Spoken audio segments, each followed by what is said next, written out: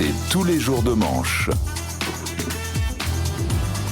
C'est tous les jours de manche. Bonjour. Bonjour. Arnaud de Manche qui vient dépioter l'actualité. Voilà, et on arrive avec Manu, comme d'habitude. Laurel et Hardy sont dans la place. Attention. Ça vous va pas mal, j'avoue. Oui. Adrien Quatennens, Arnaud, qui se met en retrait de la France Insoumise. Sa femme a déposé une main courante à son encontre.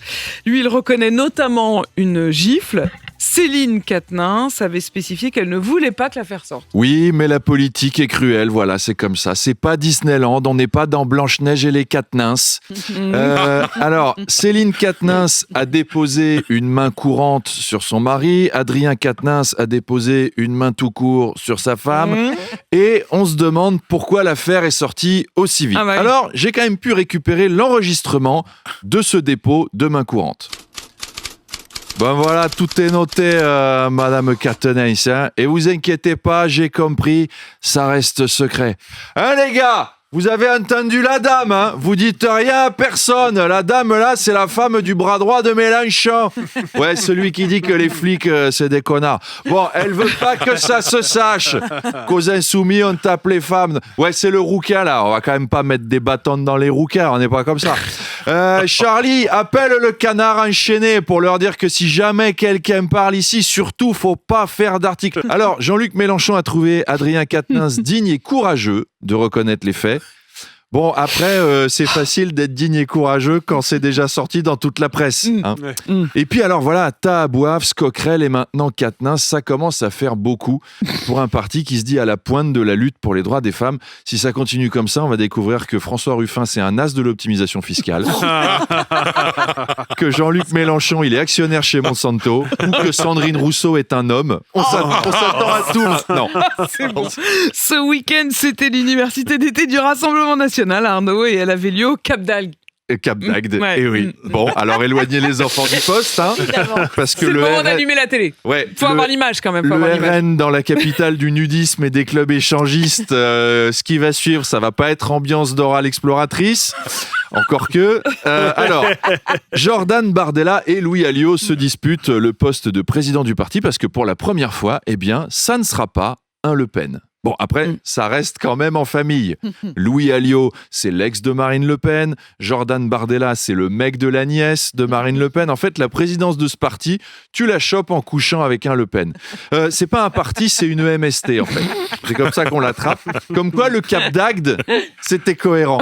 Et l'ambiance devait être spéciale. Enfin, vous imaginez Louis Alliot qui doit faire des tables rondes. Il connaît pas bien les salles du complexe hôtelier. Il est là. Alors, c'est où déjà salle Excelsior, ça doit être ici.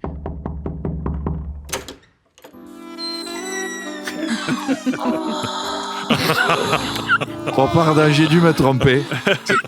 C'est pas ici la conférence sur l'islamisation des banlieues du 93. Pardon, excusez-moi. Alors attends, où est-ce que je suis moi? C'est peut-être, c'est quelle salle ça?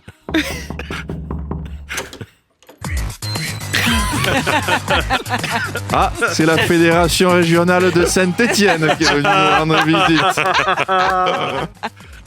Ils sont revenus à Saint-Étienne, les cuir moustaches. Ce week-end, Arnaud, c'était la fête de la bière à Munich, sans transition évidemment. Ouais. Dans un contexte particulier, l'Allemagne qui redoutait même une pénurie de bière à cause du prix de l'énergie. Oui, une pénurie de bière en Allemagne, c'est un peu comme une pénurie de beurre en Bretagne ou une pénurie de crack dans le 18e. C'est toute une culture qui est remise en question. Pour résoudre le problème, je propose un truc, qu'on mette des vélos d'appartement dans les PMU. Comme ça, tu te fais ta propre bière en pédalant pour la fabriquer. Boire de la bière devient excellent pour ton summer body. Tu rentres chez toi tout musclé, ta femme te dit « Toi, t'as encore passé ton après-midi au bistrot !» et tu te fais engueuler. Alors, la fête de la bière, vous connaissez. C'est à la bavaroise. On boit des milliers de litres de bière pour oublier tous ces problèmes, et c'était donc en Allemagne ce week-end. Et en Angleterre avait lieu la fête de la mise en bière ce week-end. Bon, alors, pareil, on boit des milliers de litres de bière, mais pour oublier que la vie est triste. La bière, c'est l'unité de l'Europe. Les Anglais portent le deuil de la même façon que les Allemands font la teuf. Tant qu'on est sur le sujet, revenons d'ailleurs sur les petites manies du roi Charles. Alors, pas vous. Non.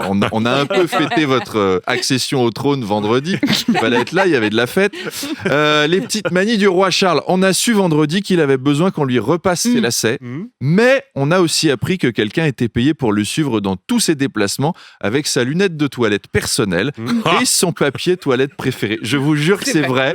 C'est authentique. C'est vrai, Emmanuel. Vous imaginez la vie de ce type-là ? À ce valet, elle doit être bizarre quand même. Vous l'imaginez en rendez-vous galant ? Et sinon, tu fais quoi dans la vie ? Je suis porteur de PQ. Ah bon. Non mais attention, pas que. Je porte aussi les lunettes de chiottes. D'ailleurs, je l'ai toujours sur moi au cas où. Ah mais c'est ça, je me disais aussi, elle est bizarre ta cravate. Mais ne soyez pas cruel, Apolline, il n'y a pas de saut-métier. Allez, à demain. Allez, vive le roi. Il est 8h26 sur RMC et RMC Story. C'était Arnaud Demanche, mesdames, messieurs, qu'on retrouve bien sûr non seulement tous les matins à l'antenne, mais aussi en podcast sur l'appli RMC.